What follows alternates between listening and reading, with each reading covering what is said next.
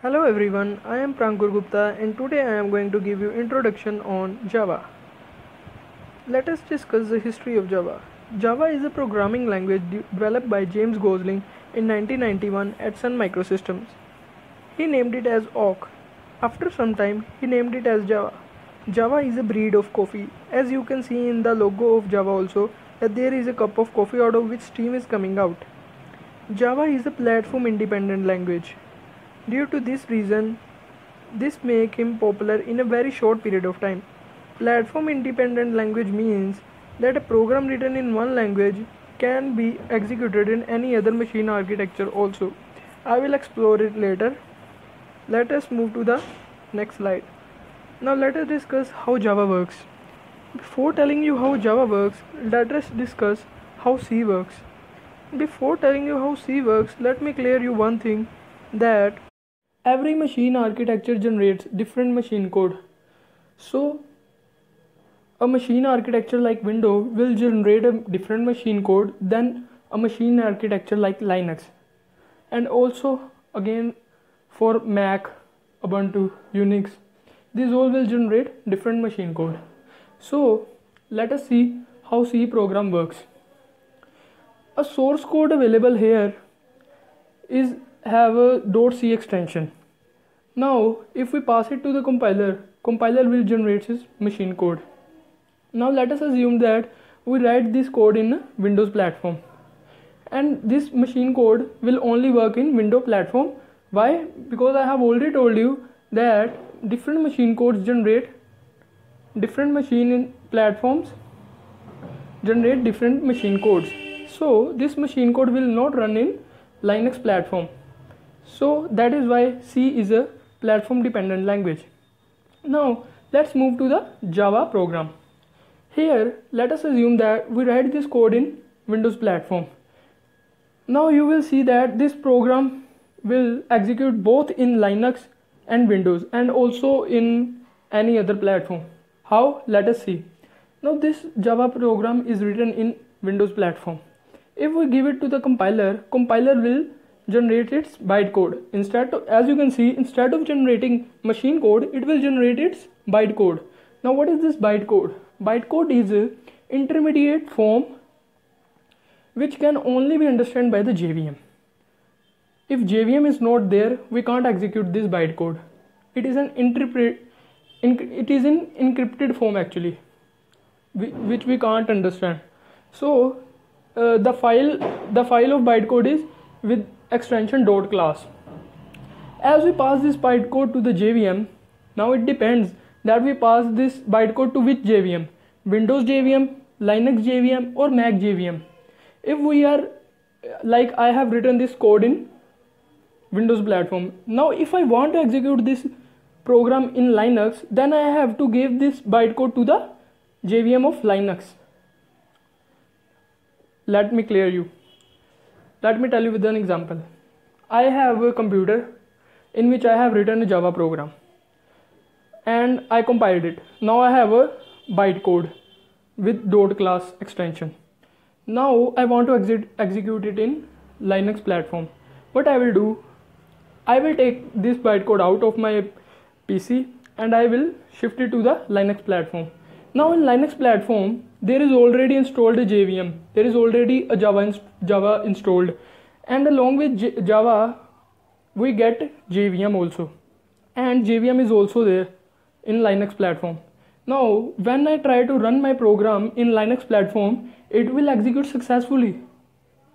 Now how this happens? This is because what is JVM? JVM is a Java virtual machine.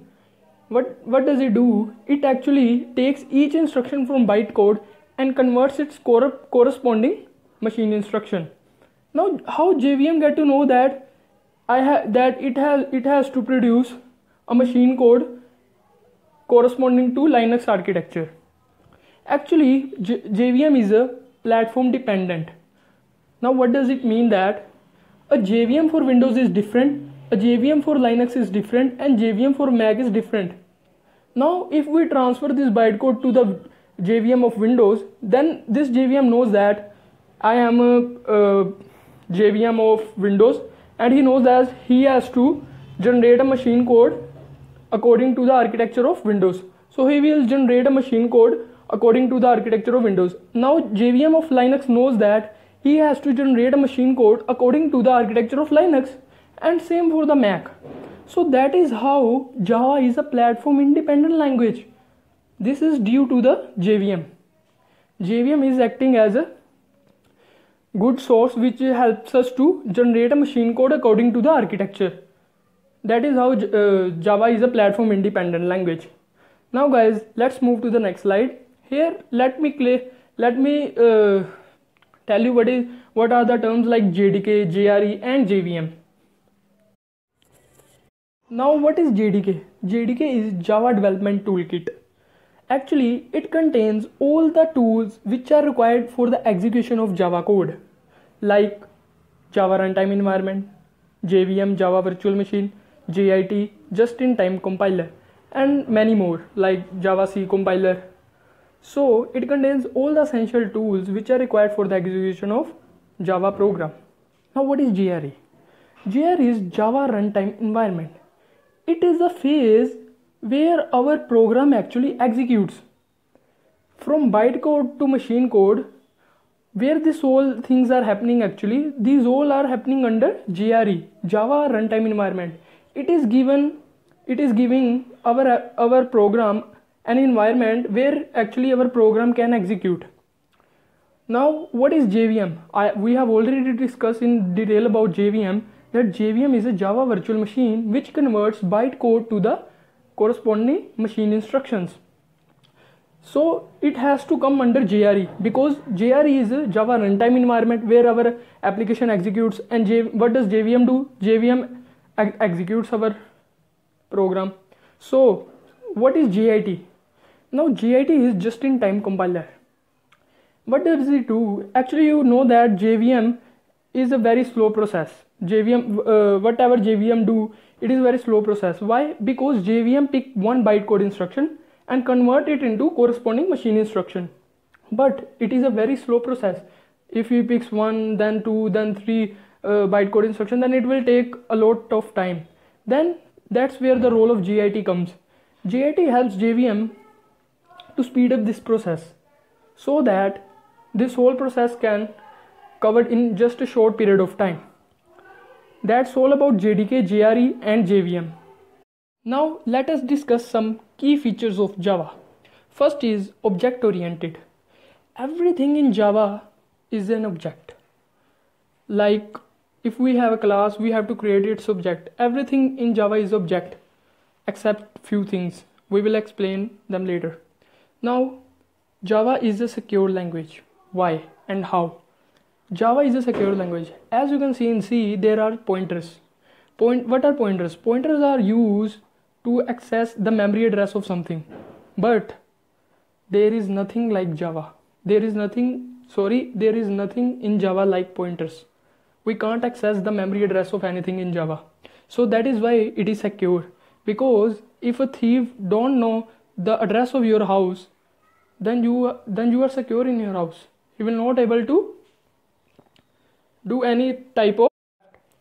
So what is now how Java is portable language? As we have already seen that a Java program written in one machine architecture can be executed in any other machine architecture. So that's why it is known as portable language. Now another one is interpreted. Now JVM is an interpreter in Java.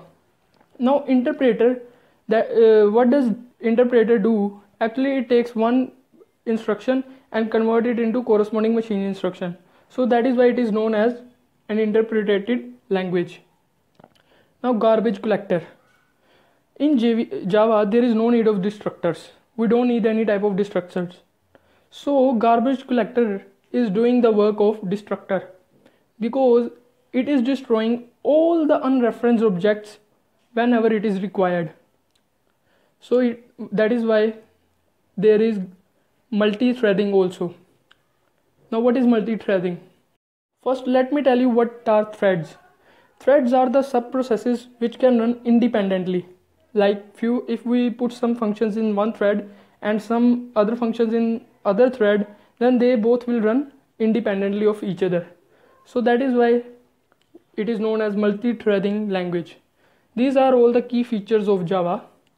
Thank you guys. I hope you like my video, and don't forget to follow and share this video if you like it. This is my Yuna Academy profile link. You can follow me from there. Thank you guys.